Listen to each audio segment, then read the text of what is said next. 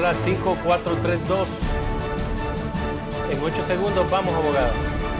Bueno, está bien, Alex. Gracias. Hola, ¿qué tal? Muy buenas tardes. Un placer que esté en nuestra sintonía en este día viernes. Bienvenidos a su programa Contacto Salvadoreño, que se transmite por las multiplataformas de ITV El Salvador y también por Tele El Salvador, la señal sin fronteras en los Estados Unidos. Es un gusto que siempre nos acompañe a esta hora de la tarde, específicamente de 4 a 5 de la tarde, hora del Salvador, con interesantes entrevistas, con temas de actualidad, temas de interés, que sabemos que usted siempre está muy pendiente, tal y como lo habíamos anunciado a través de nuestras redes sociales, Facebook, Twitter y YouTube. Hoy tenemos como invitada en nuestro programa a la abogada Tania Pastor. Un gusto, abogada, la saludamos. Un placer que esté con nosotros. Gracias, Alexis. Hola, buena tarde para todos los salvadoreños, donde sea que nos sintonicen en este programa Contactos Salvadoreños. Un honor regresar contigo en esta plataforma, Alexis. Gracias por la invitación. Gracias a usted por aceptar nuestra invitación y hacer espacio en su agenda. Sé que ha tenido unos días bastante agitados y ya vamos a hablar de eso. Así que le agradecemos, y a ustedes también, amigos, les agradecemos que estén ahorita muy pendientes de esta entrevista y los invitamos a que pueda formar parte escribiéndonos a través de Facebook, Twitter y YouTube de ITV El Salvador. Envíenos sus preguntas, sus comentarios, todo lo que usted quiera opinar en este día sobre los temas que vamos a abordar con la abogada Tania Pastor. Los invitamos a que lo puedan hacer y vamos a estarlos revisando y les vamos a dar espacio para leerlos y transmitírselos a nuestra invitada. Abogada, vamos a iniciar hablando de lo que ha sucedido. La última vez que conversamos, creo que fue un día antes que usted anunciara que buscaría inscribirse o buscaría recolectar las firmas para buscar una diputación independiente. Si nos comenta, abogada, cómo ha surgido esta iniciativa, qué la ha motivado a tomar esta decisión, porque me imagino que también habrá recibido invitaciones de otros partidos políticos. ¿Qué la ha movido a buscar una candidatura independiente?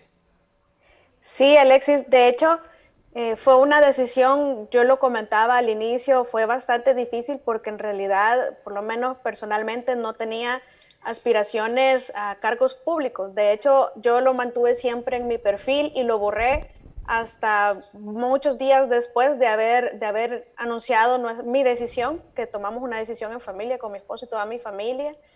Precisamente porque no pretendo ocultar lo que van a decir, uy, cómo decía esto y ahora hace aquello, ¿verdad? Pero nosotros valoramos muchas situaciones. En realidad, una de las principales causas por las que no había un interés previo es que en realidad yo tenía, y muchos todavía los tengo, de hecho, muchos proyectos profesionales. Yo disfruto muchísimo mi carrera, yo amo mi carrera. Litigar con mi papá ha sido una de las bendiciones más grandes que he tenido, una de las oportunidades más maravillosas. Yo aprendo mucho con mi padre día a día. Entonces, dentro de esos proyectos, pues también se encuentra esa libertad en el ejercicio de la profesión, de la cual yo estoy acostumbrada desde hace muchos años, desde que yo salí de la fiscalía, que estuve 7 años. Pues ya estamos hablando, yo ejercí como abogada en Costa Rica, regresé y empecé a ejercer nuevamente en El Salvador. Ya llevo más de 10 años en el ejercicio libre, entonces yo hago mi tiempo, yo me mando sola. Tengo una bendición de la que siempre me he jactado y lo veo así, lo vemos así en mi familia como una gran bendición, que tengo y he tenido la oportunidad de escoger a cada uno de mis clientes. A mí me han buscado para defender en casos en los que yo no he creído, me han ofrecido mucho dinero y pues no los he aceptado por convicción porque no, es decir, yo recibí un curso sobre deontología jurídica en Costa Rica y a mí me mueven otras situaciones que quizás no mueven a la mayoría de los abogados y que también porque tengo la oportunidad de decir no, pero sí he dicho no en un par o 3 o más ocasiones en las que me han ofrecido mucho dinero, pero es para defender en casos en los que yo no me siento cómoda. Entonces, eso es una oportunidad que no muchos profesionales en el ejercicio libre tenemos.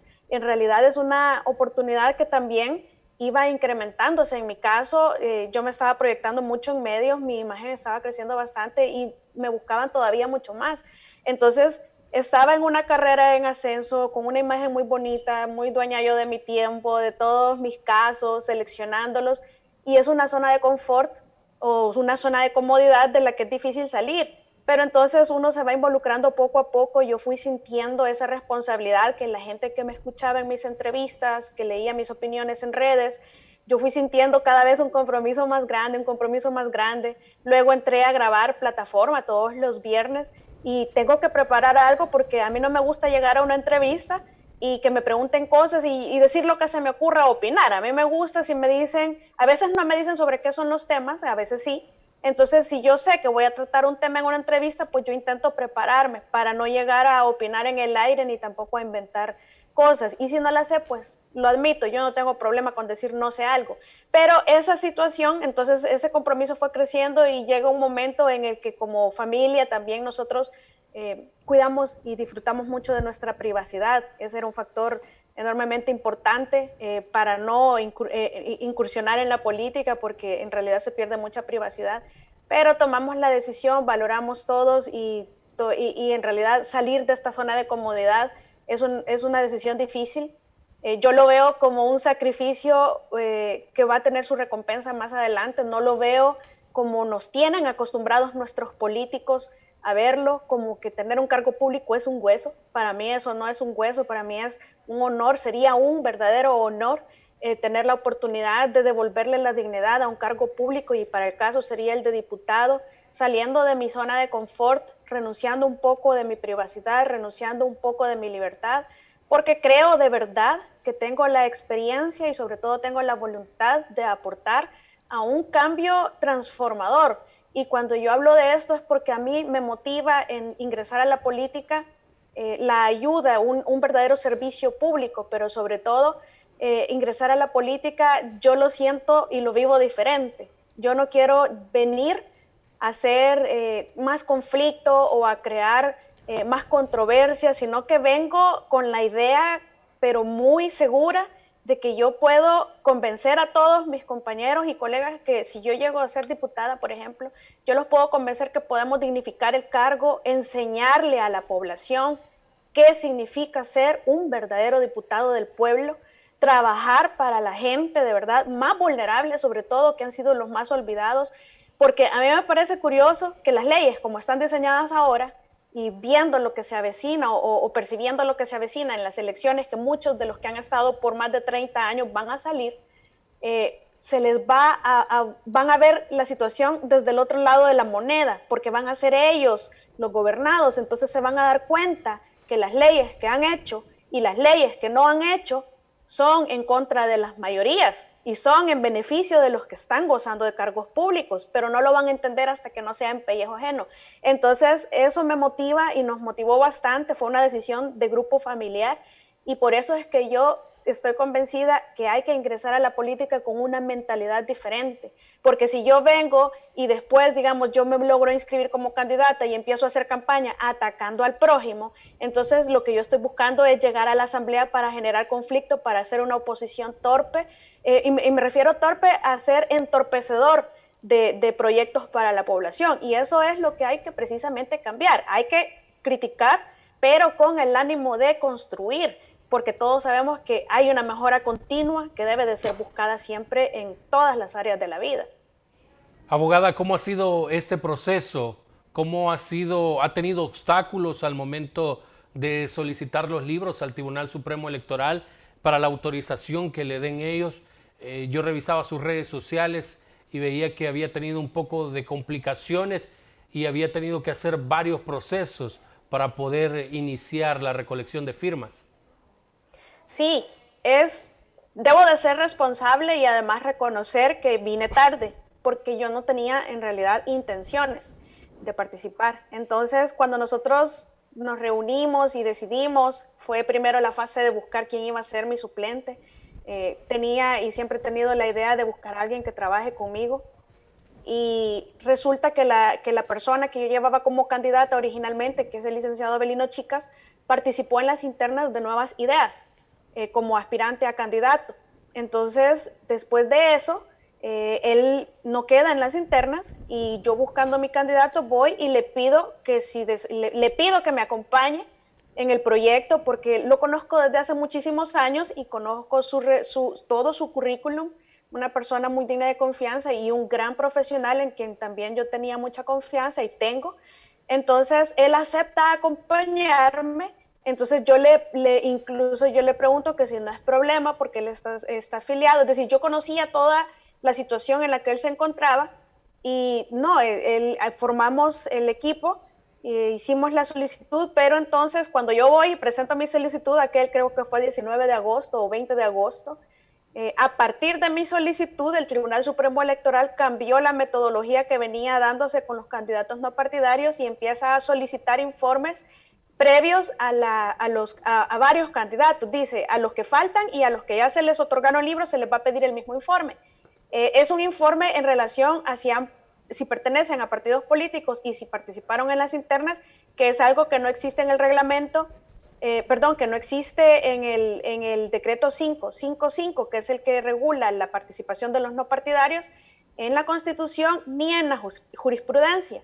Entonces dice el tribunal, como somos los intérpretes máximos desde la Constitución para el tema electoral, pues entonces nosotros asumimos que las personas que han participado en las internas y que renunciaron posteriormente a ellas y se fueron por no partidarios, que están cometiendo fraude, dice el tribunal.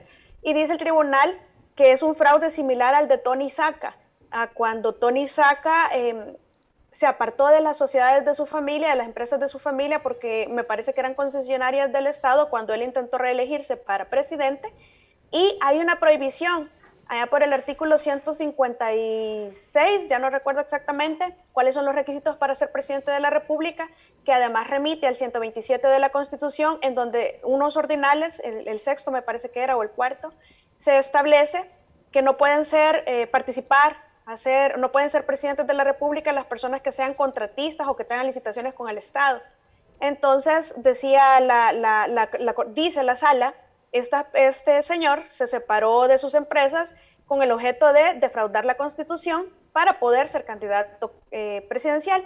Y dice entonces el Tribunal Supremo Electoral, estas personas están en la misma situación, pero me parece a mí que no es así, porque la prohibición es expresa en la Constitución para aquellas personas que están en contrataciones o que tienen licitaciones, tienen relaciones con el Estado o con entidades públicas. Ninguno de los 22 candidatos a los que se le denegó la participación se encuentran en esa prohibición. Sin embargo, el tribunal, esa es la analogía que hizo y los despachó. Entre ellos, Avelino Chicas, mi candidato.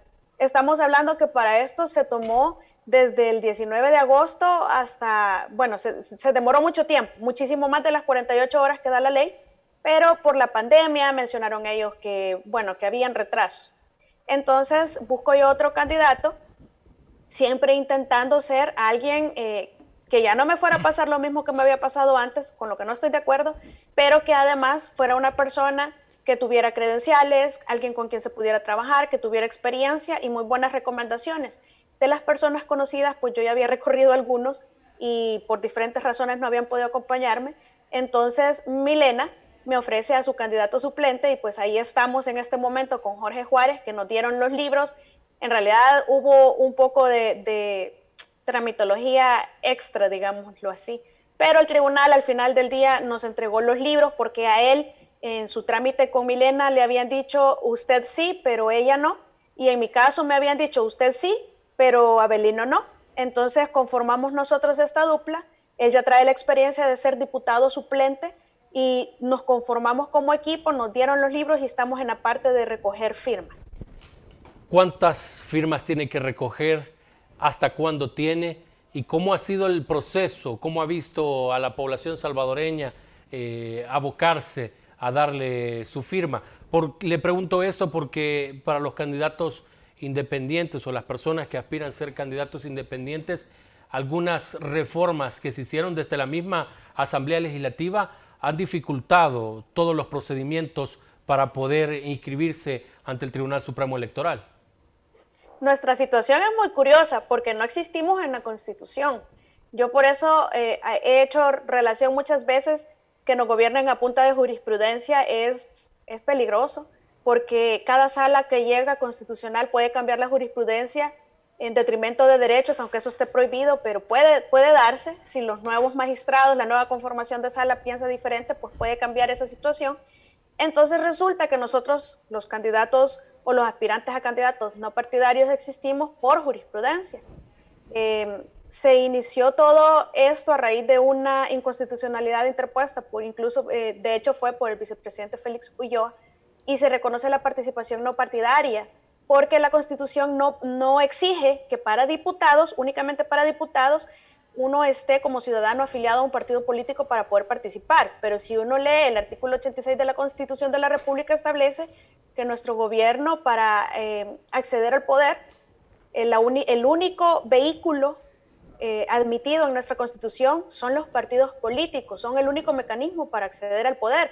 Por eso es que muchas personas se van por los partidos políticos, porque uno, es más fácil, dos, no tienen tantos problemas, y tres, pues no hay que hacer mucho esfuerzo, ¿verdad?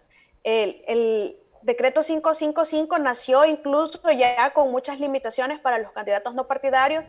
Luego que se da la inclusión del primer diputado no partidario en esta última asamblea, la asamblea decide hacer más bloqueos hacia los candidatos no partidarios y le incluye más dificultades. De hecho, nosotros no nos pueden, así la diáspora no tiene derecho al voto.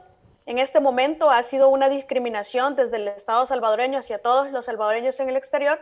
De la misma manera, tampoco pueden apoyarnos con firma a través de alguna especie de plataforma que sea manejada por el Tribunal Supremo Electoral para podernos dar su apoyo a una inscripción. A mí me han escrito cualquier cantidad de salvadoreños en el mundo deseando darme su firma. Y esto en realidad lo cambia a uno, porque desde que comencé el proceso, no les voy a mentir, pero a mí el día que yo anuncié que iba a intentar buscar un escaño, a mí me vinieron a dejar una nota a la portería de la casa, pidiéndome ayuda para sus familias, porque no estaban sin trabajo, que con la pandemia habían sufrido muchísimo. Es decir, la gente tiene mucha esperanza y tiene mucha necesidad. Entonces, estar en la calle y hacer conexión con las personas, de verdad que a uno le llega al corazón, porque uno se da cuenta que ese compromiso, por lo menos en mi caso, que ese compromiso que yo he venido sintiendo, de verdad se hace como, ni siquiera encuentro palabras, es como que siguiera creciendo. Es tan genuino que uno siente que cada vez le llegan más al alma, más al alma, más al alma, porque la gente pone la confianza en uno. Ayer yo les decía, yo no encuentro palabras para agradecerles, porque el apoyo en ambas redes y el apoyo en todas partes, en mis mensajes privados, quieren apoyarme desde otros departamentos salvadoreños en otros países, y me escriben, yo estoy afiliado, pero quiero apoyarle. Entonces yo, no puedo, porque usted está afiliado. Entonces la gente está siendo muy responsable con ese tema. Pero me decía ayer un ciudadano amigo de Twitter, me decía, no, nada de gracia, aquí nada es de gratis, licenciada. Usted nos va a pagar, porque cuando llegue a la asamblea, usted va a tener que trabajar y devengar esto que estamos haciendo hoy por usted. Y de verdad que me gustó mucho que lo vean así, porque esa es la idea que yo tengo, que el ciudadano debe de tener, y en términos generales, que si nosotros como ciudadanos votamos por alguien, ese alguien tiene que respondernos, y nosotros tenemos que aprender a ser exigentes y no conformarnos con cualquier cosa como lo hemos hecho hasta ahora. Entonces me gustó mucho ver cómo estamos evolucionando, y por supuesto que esto uno va transformando con la gente, porque yo sí he disfrutado mucho lo poquito que llevo del proceso, y ver cómo las personas ahora comprenden lo importante y lo valioso de lo inteligente que debe ser el voto en cada una de las elecciones. Abogada, vamos a ir a nuestra primera pausa. Al volver vamos a hablar de dónde van a estar ubicados en los próximos días recolectando firmas, y también hasta qué fecha usted tiene como límite para poder presentar estas firmas ante el Tribunal Supremo Electoral. Así que los invito, amigos, que se queden con nosotros. Al volver de esta pausa, continuamos con Contacto Salvadoreño.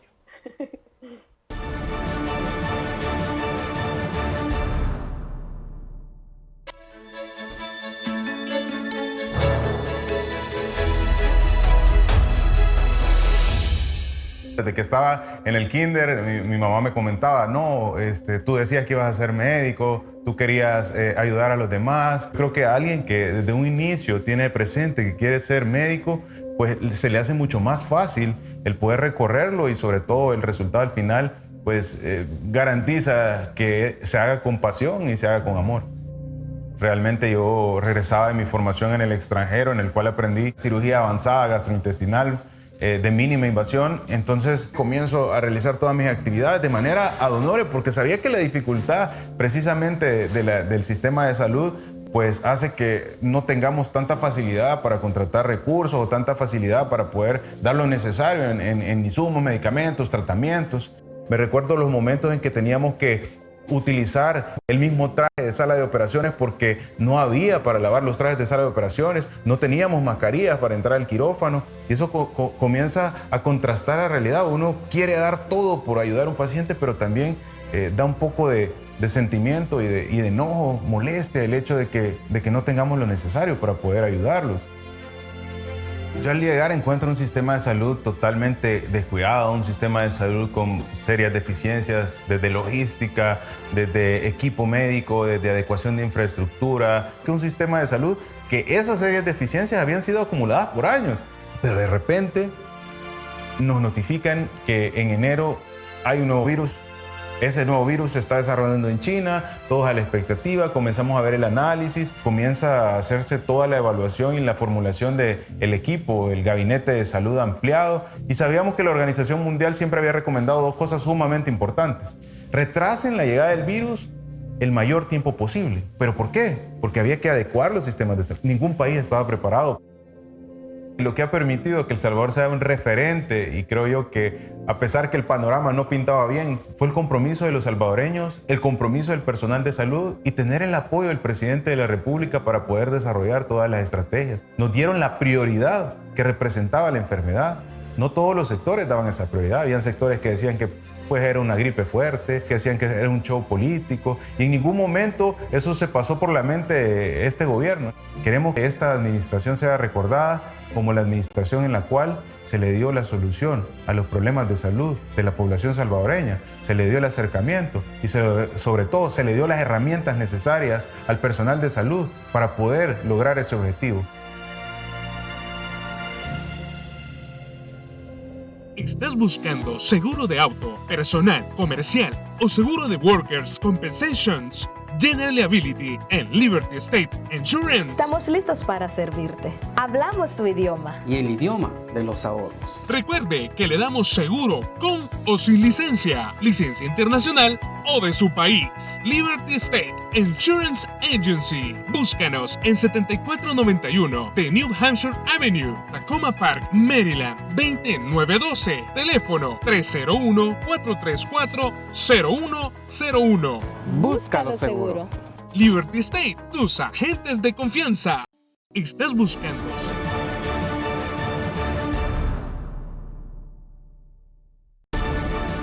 Ok. Gracias por continuar en sintonía de Contacto Salvadoreño con su servidor Alexis Juárez. Hoy tenemos como invitada, o bueno, es nuestra invitada de esta tarde, la abogada Tania Pastor. Hemos estado hablando en nuestro primer bloque con ella, qué la ha motivado a buscar la aspiración a convertirse en candidata independiente para las elecciones del próximo año. Le dejaba planteadas las preguntas antes de irnos a la pausa, y era dónde van a estar ubicados en los próximos días y cómo ha sido este proceso de recolección de firmas, cuántas personas les están colaborando, porque hablábamos fuera del aire que puede haber de alguna u otra manera siempre personas inescrupulosas que quisieran aprovecharse pidiendo firmas a su nombre. Sí, bueno, nos dijeron que lleváramos los libros a más tardar en los primeros días de noviembre. Nuestra intención es recoger todas las firmas que se necesitan para finales de octubre o antes, para no tener los inconvenientes de que somos muchos candidatos, no sé cuántos de los 26, me parece que somos los que tenemos libros, cuántos van a presentar las 12,000 firmas o más, porque en realidad a uno dicen que le eliminan varias firmas a la hora de la revisión. Por eso yo trato de ser muy responsable con mi equipo, de informar a la población sobre los requisitos, porque no me sirven firmas que están prohibidas por ley. Y la idea es esa, para que después no me digan, es que trajeron tantas firmas que no nos alcanzó el tiempo. Así que estamos corriendo, hay un equipo que anda fijo, móvil, fijo porque es el mismo equipo, pero que es móvil porque está en diversos lugares y que son los que yo paso comunicando en redes. Estos se mueven en diferentes lugares que yo leo, que la gente me pide que vayamos. Además que hay otras personas que andan de casa en casa en distintos lugares, en distintas zonas. Unos y varios son voluntarios, otros quizás algún colega o alguien que cree en mí me dijo te voy a apoyar con una persona. Y así hemos estado avanzando, llevamos alrededor quizás unas 2,000 o un poquito más de firmas por ahora. El requisito son 12,000. Nosotros pretendemos recoger más, pero las estamos recogiendo con mucho cuidado y mucha responsabilidad por ese tema. Y sí, en realidad a mí no me habían entregado libros y ya me estaban comentando en las redes que estaban pidiendo firmas en nombre mío, en nombre de una abogada que nunca había estado en política, pero definitivamente yo no tenía libros, no era yo.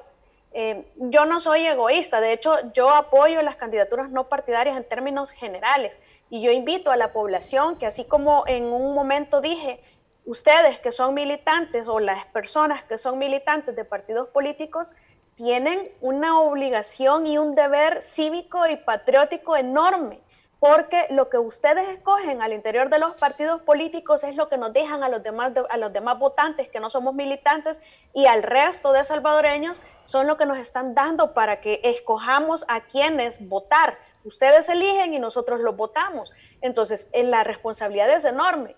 Pero eso pasa porque los militantes se tomen esto con seriedad y empiecen a conocer a sus candidatos, a que dejen de votar porque son una bandera, sino que conozcan en realidad al candidato y qué ofrece el partido y qué ofrece el candidato, cuál es su trayectoria. Entonces, de la misma manera, alguien me escribía en Twitter ayer, a mi puerta han tocado muchos candidatos independientes que nadie los conoce, dice. Y esa es una de las desventajas que como candidatos no partidarios o aspirantes a candidatos no partidarios tenemos. No tenemos una maquinaria de un partido político detrás, ni tampoco tenemos los financistas. Entonces, yo no tengo ningún problema con compartir, digamos, la oportunidad que tengo de comunicarme en las redes y apoyar en términos generales las candidaturas no partidarias. Lo que sí no apoyo es que le mientan a la gente. Si yo estoy en algún lugar, por ejemplo, ahora estuve en el centro de San Salvador, entonces, si quieren llegar a recoger firmas al centro de San Salvador, está bien, pero no le digan a la gente que son para mí, porque mis libros tienen mi nombre. Digan que son para quién son y hablen del currículum del candidato, pero empezar engañando a la gente es empezar con el pie izquierdo, porque entonces, si esto hacemos ahora, ¿qué vamos a llegar a hacer a la asamblea si quedamos como diputados? Hay que ser honestos desde el arranque, porque esa es la trayectoria que uno va dejando huella y la gente se fija. La gente no olvida. Si ustedes le dijeron en el centro, fírmeme para la licenciada Pastor, y cuando van a firmar ven el nombre de otro candidato y ese candidato después llega, se lo van a recriminar. Entonces, la honestidad creo que debe de ir por delante para que son muchos puntos a favor que ganamos con las personas porque eso habla por nosotros. Entonces, yo no soy egoísta, al contrario, yo comparto y sobre todo apoyo por convicción las candidaturas no partidarias. Lo que no voy a apoyar nunca es la mentira.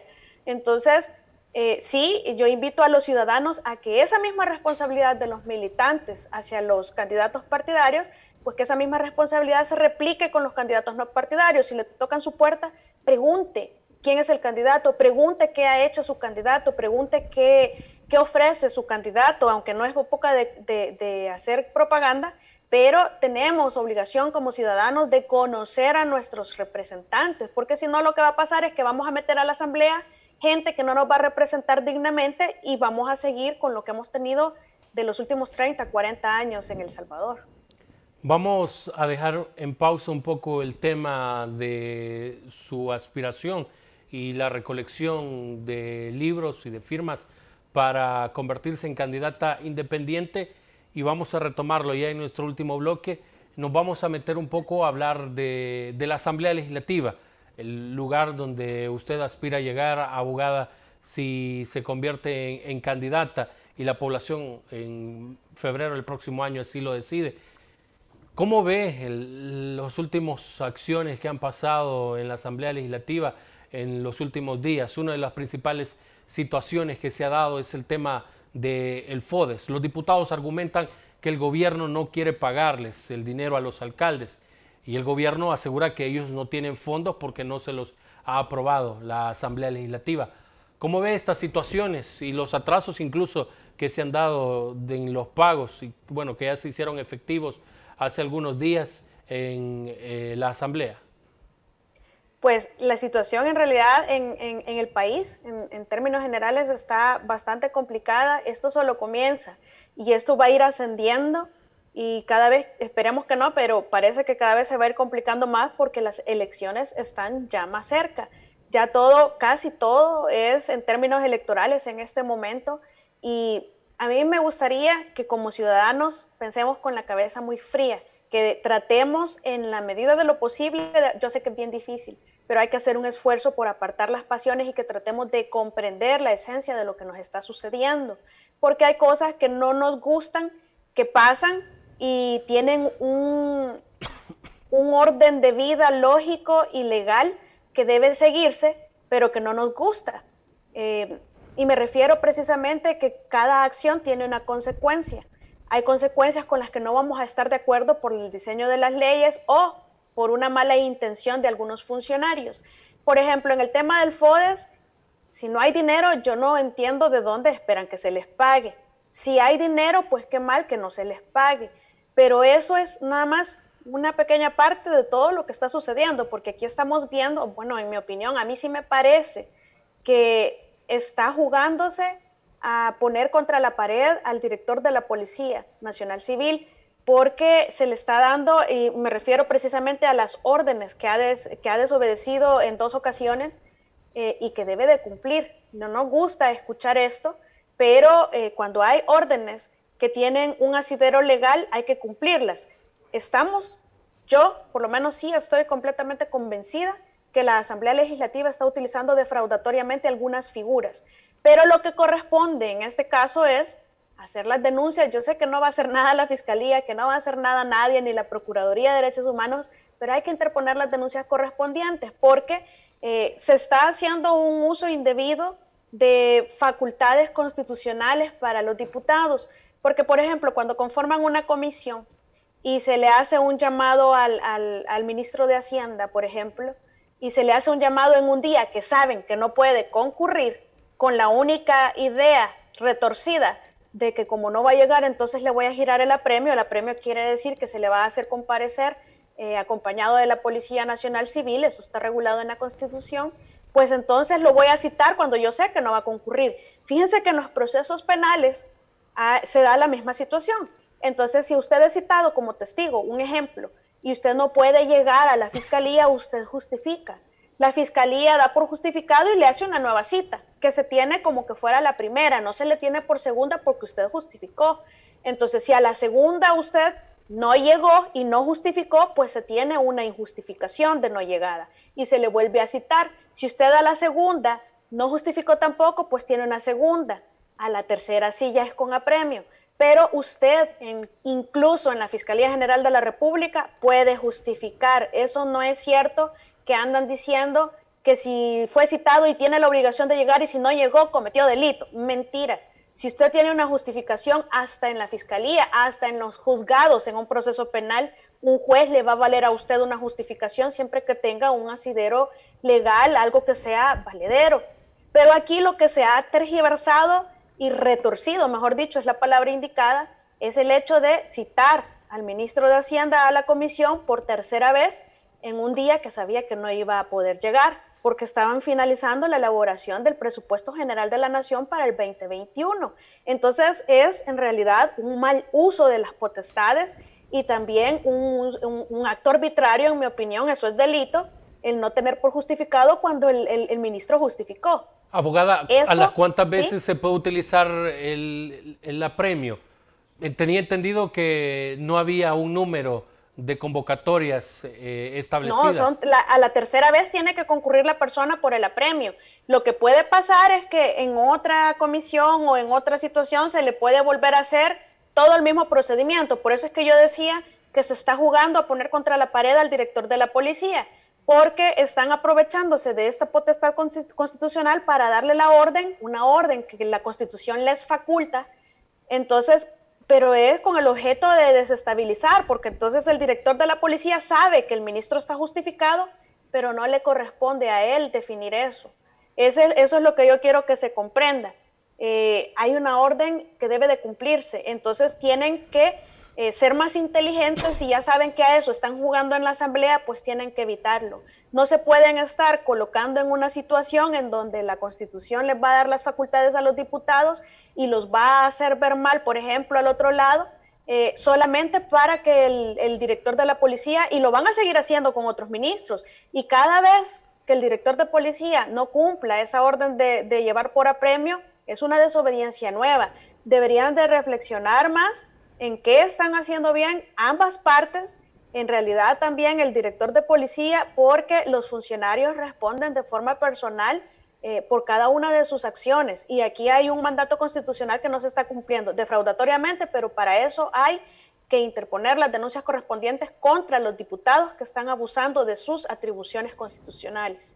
¿Los diputados de la Asamblea Legislativa tendrían alguna facultad para destituir al director de la PNC si en reiteradas ocasiones no cumple con lo que han enviado los diputados a la Fiscalía General de la República? Bueno, recordemos que la Constitución establece en términos de interpelación los casos en los que sí es vinculante la recomendación al presidente de la República para destituir cuando tienen que ver con la seguridad pública en relación a violación de derechos fundamentales. Y dice la Constitución, grave violación de derechos fundamentales. Entonces, lo que se prevé o lo que va a pasar aquí es que lo van a interpelar porque a través de las comisiones la figura no es vinculante.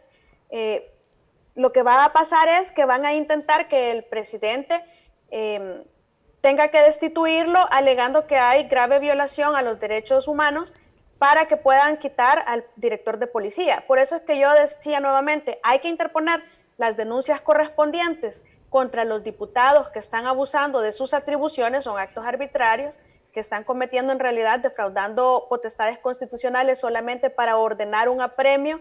Es decir, aquí hay una desobediencia legítima que podría incluso irse a alegar en un proceso en favor del director de la policía, pero eso, es decir, es algo que se tiene que ir a pelear en un proceso. Lo que de inmediato procede es que él cumpla con la orden que se le encomienda. Entonces, hay que estar, es decir, como está jugando a eso la Asamblea y se ve que ya hallaron como el gusto de lo que están logrando, entonces lo van a seguir haciendo. ¿Qué es lo que tienen que hacerse de parte del director para no estar sujeto a esta situación? Es empezar a cumplir las órdenes o que el Ejecutivo también tome las riendas y mejor, ya sabemos que están haciendo llegar a los ministros para perder el tiempo.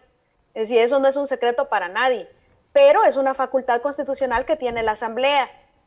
Entonces, no hay que prestarse, no hay que colocarse en situaciones en las que a través de utilización de atribuciones de una forma defraudatoria, lo que se está logrando es procesos penales contra el director de la policía. A mí me parece que se está haciendo innecesariamente, que ellos ya se van a ir. También ellos después ya no van a gozar de fuero. Pero en estos meses que les quedan, van a hacer esto y todavía muchas cosas más porque todo lo que les genere rédito electoral en contra de nuevos partidos y a favor de ellos, los mismos dos partidos de siempre, lo van a hacer. El temor de perder el poder en las próximas elecciones es inmenso, porque no solamente pierden el poder, sino que aparejado vienen procesos penales y de extensión de dominio en contra de ellos. Entonces, es tan grave que han puesto en movimiento maquinaria a nivel internacional. Nosotros hemos tenido aquí, señores, el señor Vivanco mintiéndole en la cara a todos, tergiversando palabras del vicepresidente de la República y muchos temas que se han extrapolado a efectos de hacer ver mal a quienes no son defensores de realidad, de políticas de estos mismos dos partidos que han estado en el gobierno los últimos 30 años. Entonces esa desesperación está trascendiendo a esferas penales con implicaciones personales para funcionarios actuales que deberían de buscar una solución y prever toda esta situación porque sí son problemas graves. A mí me parece muy grave que en realidad en el que se están metiendo funcionarios. Y de hecho, yo ni siquiera estoy defendiendo al director de la policía. De hecho, fue de las personas que desde el inicio del gobierno a mí no me parecieron los nombramientos. Pero sí me parece que se está haciendo un uso defraudatorio de esta figura y están haciendo caer en una trampa al director de la policía. Él va a tener que responder penalmente por desobediencia, por delitos de desobediencia. Siempre en este mismo tema del FODES, Para el día de mañana, el ministro de Hacienda giró una invitación a los diputados de la Asamblea Legislativa, específicamente a la Comisión Política, también a los jefes de fracción, es decir, los líderes de estos partidos. Sin embargo, ya ayer el FMLN decía que no iba a llegar, el PDC tampoco. Esta mañana ha confirmado también el jefe de la fracción de Arena, Carlos Reyes, que no va a asistir, y al parecer solo va a llegar Gana y alcaldes, una comisión de Comures. Han citado para el próximo lunes, siempre a las 10 de la mañana, en la Asamblea Legislativa, la Junta Directiva con la Comisión de Hacienda al ministro Alejandro Zelaya, para que puedan analizar este tema. Los diputados argumentan que mañana no van porque ellos no tienen nada que hablar y no quieren discusiones a puertas cerradas. El ministro de Hacienda, por otro lado, asegura que es necesario dialogar y encontrarle una solución a esto debido a la falta de ingresos. ¿Qué opina de estas convocatorias que se han hecho para mañana y para el día lunes? ¿Cree que al final se va a poder iniciar un diálogo entre estos funcionarios? Bueno, solo deseo, antes de contestar, Alexis, la corrección, hacerla que en casos de comisiones especiales sí también, pero no están haciendo una comisión especial contra el director de policía, porque sí es vinculante en el ordinal 37 del artículo 131 de la Constitución, como resultado de investigación de comisiones especiales o de interpelación. Dice, la resolución de la Asamblea será vinculante, tal como yo lo manifestaba anteriormente, cuando se refiere a los jefes de seguridad pública o de inteligencia de Estado por causas de graves violaciones a los derechos humanos. Entonces, eso es lo que yo me imagino que la Asamblea va a intentar hacer con el director de policía. Pero por lo demás, yo creo que esto del FODES es como una réplica de cuando el legislativo llamaba al ejecutivo a la Asamblea, el presidente llamaba a los diputados a la casa presidencial, con la diferencia de que ahora es el FODES.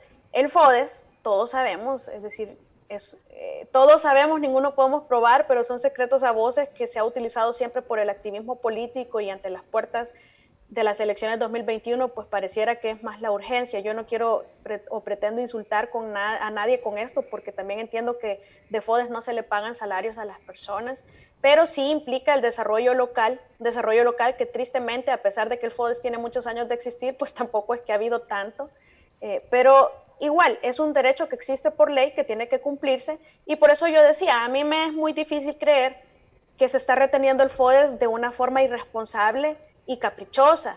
Es decir, yo entiendo que no están los fondos y que los fondos que hay que priorizar la deuda internacional y todo como manda la ley también que debe de priorizarse. Eso no quiere decir que FODES no tenga ningún sentido, pero lo que puedo hacer como ciudadana y como en representación de muchos ciudadanos, creo que es buscar o invitar al acuerdo. Yo sé que en realidad estamos en un momento en el que acuerdos es bien difícil lograr, sobre todo porque estas personas ven que van para afuera, que están perdiendo el poder absoluto y no les conviene hacer absolutamente nada que haga ver bien al gobierno actual, porque el partido Nuevas Ideas pues va a estar en las elecciones, en las próximas elecciones, además que hay otros partidos, hay nuevas opciones, hay más partidos, ya no están solamente esos dos.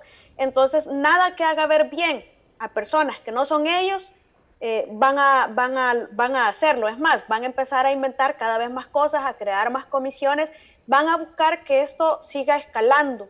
Por eso es que decía yo, hay que ser un poco inteligentes, porque ya descubrieron que tienen unas armas muy bonitas que les da la Constitución como diputados, como garantes de cumplimientos constitucionales de funciones del órgano ejecutivo, y las van a usar de forma defraudatoria, como lo han hecho hasta ahora, con el único ánimo de ver cómo se mantienen en el poder.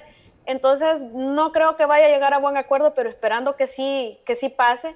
Ojalá y se pueda hacer la recaudación fiscal y que también la Asamblea deje de bloquear los fondos, porque en realidad no nos engañemos, aquí hay un bloqueo malintencionado de los fondos. La Asamblea ha asumido un rol de fiscalía y un rol de corte de cuentas que en cierta medida tienen, pero no en la dimensión que ellos pretenden ejecutarlo. Ellos realmente se creen la corte de cuentas y realmente se han creído la fiscalía.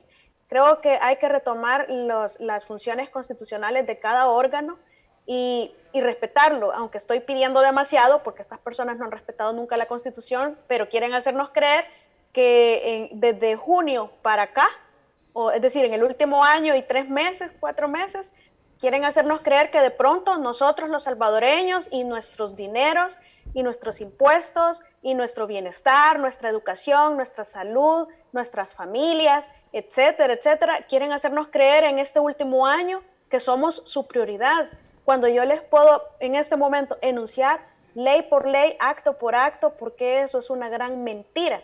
Y no necesito hacerlo porque yo creo que ya todos estamos muy conscientes de eso. Y ahí me van a decir, es que la licenciada está defendiendo al Ejecutivo. No, yo no estoy defendiendo nada. Es decir, ellos se han expuesto solos. Nosotros no necesitamos darnos cuenta de la cantidad de sobresueldos y estafas que nos han hecho. Estafas, se los digo, no ese es el nombre técnico, a los impuestos de los salvadoreños a través de la figura de gastos reservados, por ejemplo. Esos sobresueldos que les gusta decir a manera de encubrimiento, evadieron pagar impuestos. Mentiras, y eso es un auténtico lavado de dinero, que si el fiscal general de la República anterior inició esa investigación en el caso de Tony Saca, y sabemos todos quiénes son, porque ahí están los cheques, son alrededor de 171 o más, casi 200 destinatarios de personas que recibieron sobresueldos. Extinción de Dominio debería de estar recuperando bienes en este momento. Nosotros deberíamos de estar recuperando bienes de todo lo defraudado desde que dolarizaron el país, desde que vendieron la banca, desde que privatizaron las pensiones. Es decir, nosotros tenemos tanto dinero que recuperar, pero nada más hace falta voluntad en los funcionarios y una estructura legal y constitucional transformada para favorecer a las mayorías vulnerables. Nos quedan 8 minutos, abogada.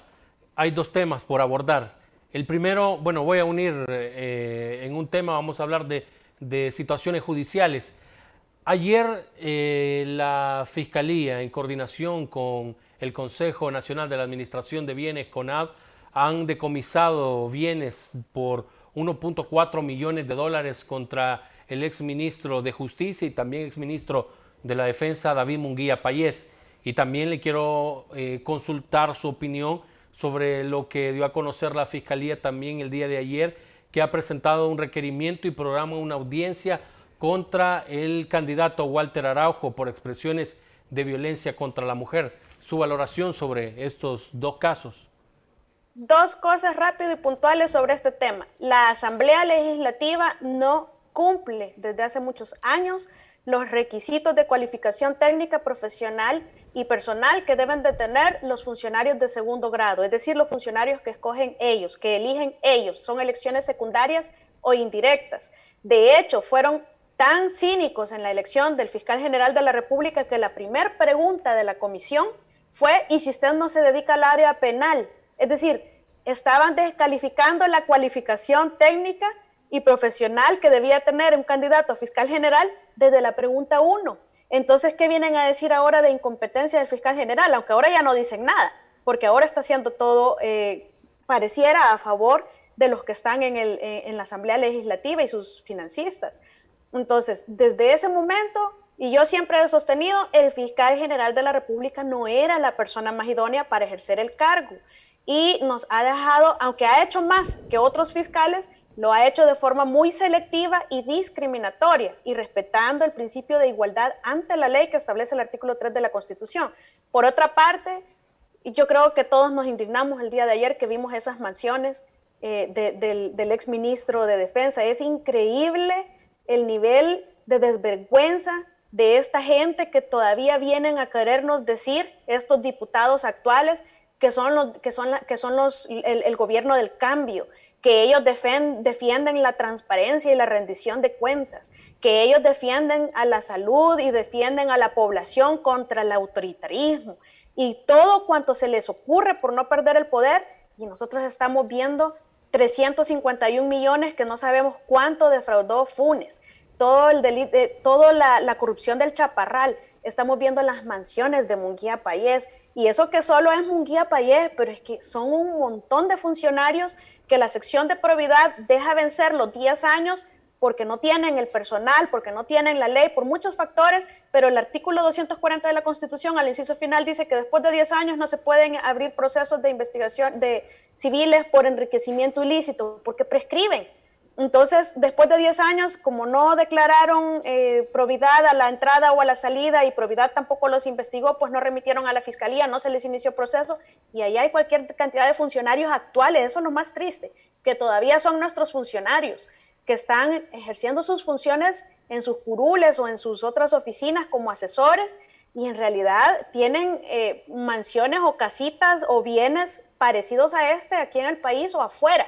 Y no estamos viendo ni siquiera el 1% de todo lo que nos han defraudado como país. Y ahí están los dos partidos que nos han gobernado, bueno, en los últimos 40 años, no solo son los últimos dos partidos, pero principalmente ellos. Como Munguía Payés, hay un montón. Entonces uno va y viene, tienen pendientes todos los procesos de los sobresueldos y yo voy a defender siempre el respeto a la mujer, pero no la defraudación a la ley o a la ley especial de una vida integral de violencia contra la mujer, ni tampoco la selectividad de casos. Hay muchos casos que estaban antes, pero todos sabemos el caso de quién promovió, quiénes están detrás, no es cualquier caso el que se ha promovido. Ahora, también es un caso que pues hay derecho a la tutela judicial efectiva, hay derecho como víctima, si usted se siente ofendido, pues recurrir.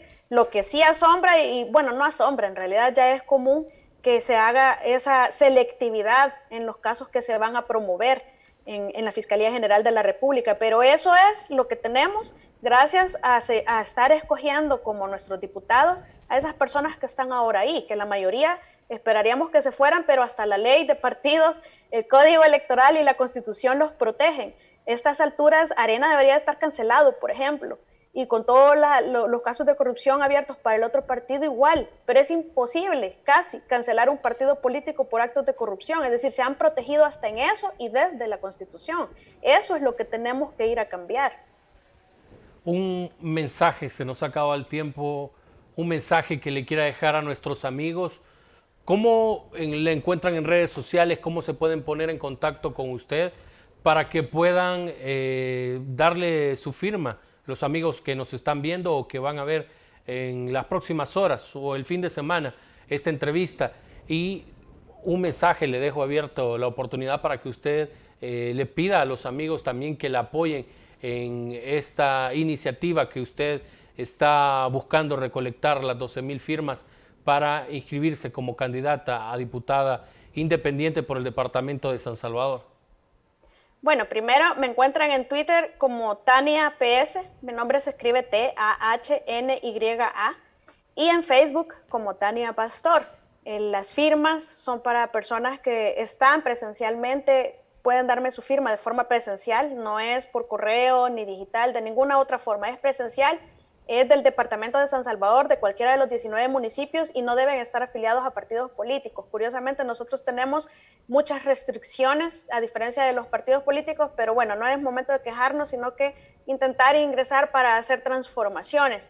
El mensaje que yo les dejo es, independientemente de que yo logre reunir las firmas, que me logre inscribir, diputada o no diputada, yo lo he dicho siempre, el mensaje es el mismo. Como población tenemos que aprender a conocer a quienes les otorgamos esa facultad de que nos representen, ya que nosotros la única participación que tenemos, porque así lo dice nuestra Constitución, son las elecciones. Nosotros no tenemos un referéndum revocatorio en donde podamos quitar a un funcionario corrupto, de esos que tenemos un montón y nos sobran, hasta las elecciones. Entonces, el mensaje que les dejo es, ya que los militantes han seleccionado lo que nos han dejado a nosotros para escoger, para elegir dentro de lo que vamos a votar, por favor, investiguemos para que empezamos a aprender y empecemos a generar una cultura de votar por personas que de verdad nos representen, porque los que se sientan en la Asamblea Legislativa son los que toman las decisiones por nosotros, son los que escogen a los demás funcionarios por nosotros. Es una tarea demasiado digna para que la sigan ejecutando personas que no lo merecen y sobre todo porque no han respondido ante la ley. Hay muchos y solo en la Comisión de Hacienda hay 6 que deberían de estar sentados respondiendo desde encubrimiento por gastos jesuitas hasta lavado de dinero, fraude electoral y otros delitos, en lugar de estar decidiendo ahí sobre la hacienda pública. y son los que están fiscalizando al ministro y fiscalizando al director de policía, informándolo. Es decir, ese nivel de hipocresía tiene que acabarse, pero nada más se acaba si nosotros transformamos nuestra mentalidad y comenzamos a ser inteligentes en cuanto a las personas que ponemos en la asamblea para que nos representen. Mientras no cambien las leyes, mientras no se reforme la Constitución, esa es la verdadera arma que tenemos, ese es el mejor castigo que podemos y debemos darles en las siguientes elecciones. Eso no significa que se va a acabar la corrupción o que se va a componer El Salvador, pero de verdad que sacar a esas personas en el 2021, yo sí lo veo como un enorme comienzo, y a eso es a lo que los invito. Ese es el mensaje con el que me despido. Yo les agradezco de forma muy genuina y desde el fondo de mi corazón todo el apoyo que estoy teniendo en todas las redes y ese tiempo que dedican, el esfuerzo de movilizarse para ir y darme su firma. Infinito agradecimiento. Yo no puedo hacer propuestas porque me va a regañar el tribunal y decir que estoy haciendo campaña, pero si no me conocen, hay cualquier cantidad de opiniones que yo he emitido tanto en Facebook como en Twitter. Hay muchas entrevistas en mi canal de YouTube también, ahí están todas mis entrevistas. Si usted quiere saber quién es Tania Pastor, cómo piensa, qué ofrece, incluso lo pueden ver. Hay coherencia absoluta entre lo que yo pensaba y decía antes de ser aspirante a candidata y con lo que sostengo ahora y que pretendo llegar a ser después. Un saludo para todos y gracias por la invitación, Alexis. Un honor siempre estar en ITV contigo. Gracias. Y toda la audiencia. De verdad, un gusto, un placer y le deseamos la mejor de las suertes. Vamos a estar hablando con usted, vamos a intentar que sea lo antes posible, cuando ya haya recogido las firmas y así podemos hablar un poco con más a cabalidad de más temas. Un gusto que haya estado con nosotros. Feliz tarde. Gracias. Feliz tarde, gracias. A ustedes también, amigos, les agradezco que hayan estado muy pendientes de esta entrevista que hemos tenido con la abogada Tania Pastor. Si usted no vio por completo esta entrevista en Facebook, Twitter y YouTube de ITV El Salvador, lo puede encontrar. Ahí tenemos estas multiplataformas disponibles para usted. O si tiene tiempo, a las 9 de la noche, a través de nuestras redes sociales, se repite también esta entrevista. Soy Alexis Juárez. Ha sido un gusto que haya estado con nosotros esta tarde. Les deseo un feliz fin de semana y que sigan muy pendientes de ITV y de todo lo que le traemos. Pase feliz tarde.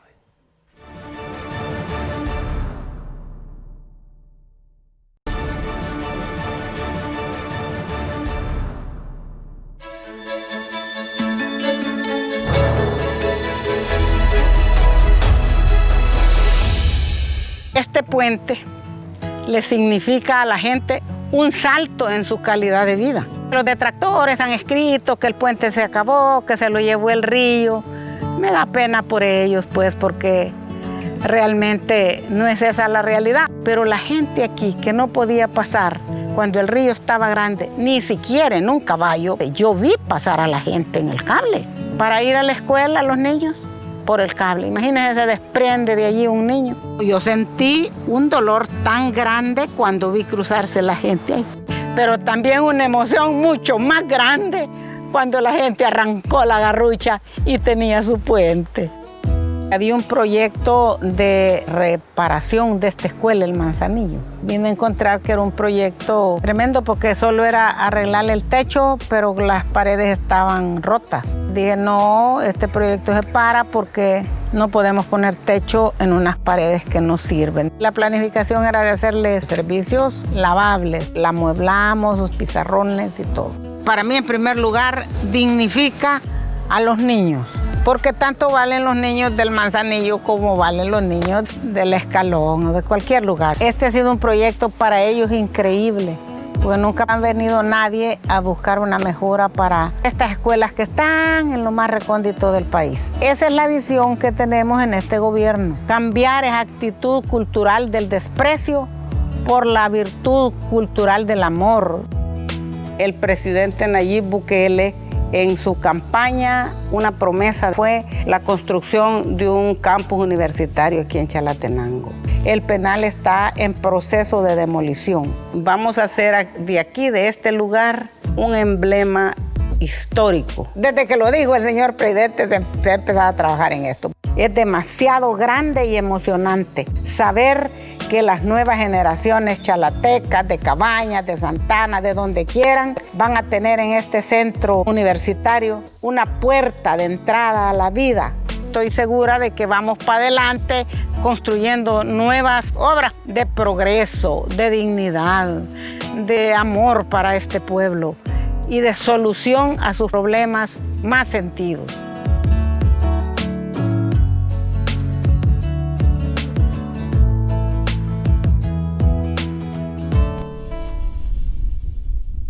¿Quieres aprender un idioma pero no tienes tiempo? ¿Tus recursos son limitados? ¿Has probado muchos métodos y aún no logras aprender?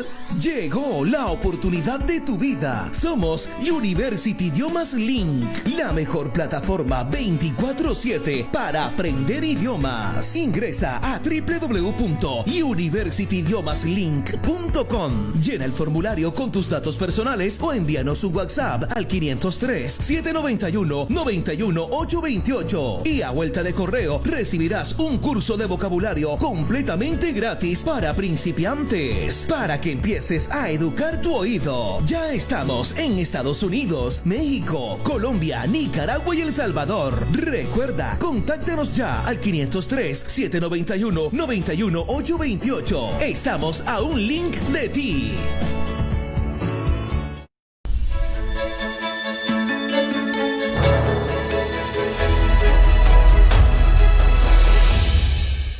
Soy una bailarina. Esto ha moldeado realmente todo lo que yo puedo ser profesionalmente, personalmente.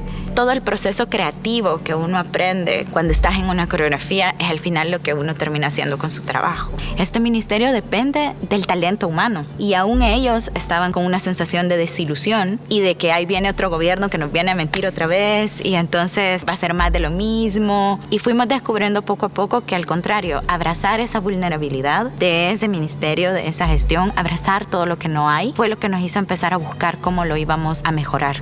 Cuando se empezaron a sentir los efectos de la cuarentena, muchos artistas empezaron a tener graves problemas con el acceso a cosas tan básicas como la alimentación. Ahí empezó el trabajo de nuevo, pero desde otro lugar, respondiendo a una emergencia, apoyados con el despacho de la primera dama de Bienestar Social. Lo primero fue decir cuántos artistas tenemos. No había un registro nacional de artistas. Una de las primeras acciones fue el bono de emergencia. Logramos integrar al bono de emergencia a casi 8,000 familias de artistas.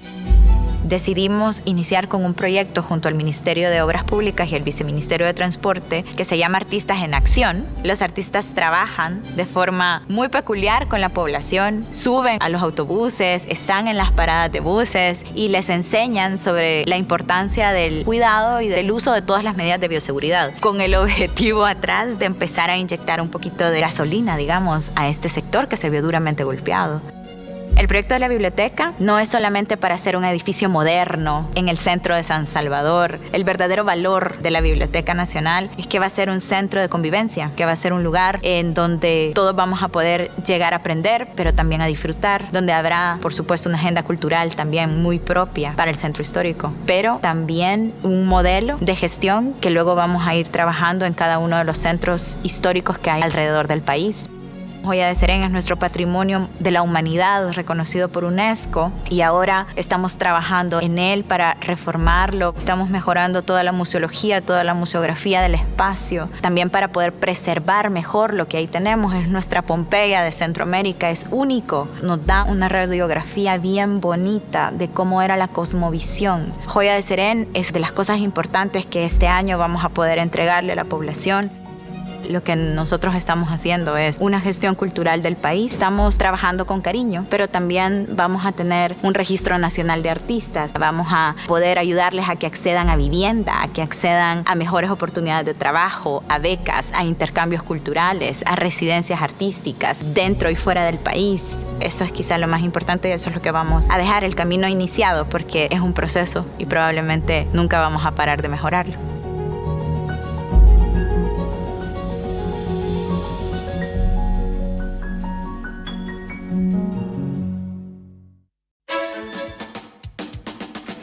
Siempre creí que generar espacios para los emprendedores es impulsarlos a más, y visibilizarlos es fomentar la educación y la cultura emprendedora.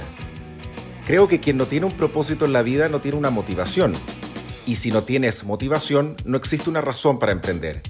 Mi propósito, ayudar a que muchos emprendedores lo logren. Nos mueve emprender. Y si tienes el talento, decídete y emprende. es cumplir un sueño sin importar los obstáculos que tengas que pasar. Son los emprendedores los que con pasión llevan su idea al éxito. Es vencer el miedo y apostar de verdad por tu idea. Y si tienes pasión, disciplina y persistencia, lograrás lo que muchos han logrado. Y si logras agregar valor a otros, serás el próximo emprendedor. ¿Quieres saber quiénes participarán en el programa? 27 emprendedores se presentarán y en cada programa 3 emprendedores contarán su elevator pitch. Soy Alexandro Bravo Bonino, el especialista.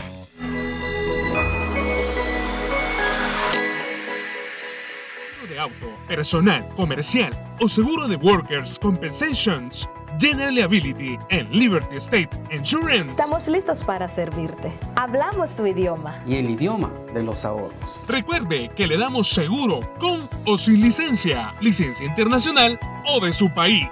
Liberty State Insurance Agency. Búscanos en 7491 de New Hampshire Avenue, Tacoma Park, Maryland, 20912. Teléfono 301-434-0101.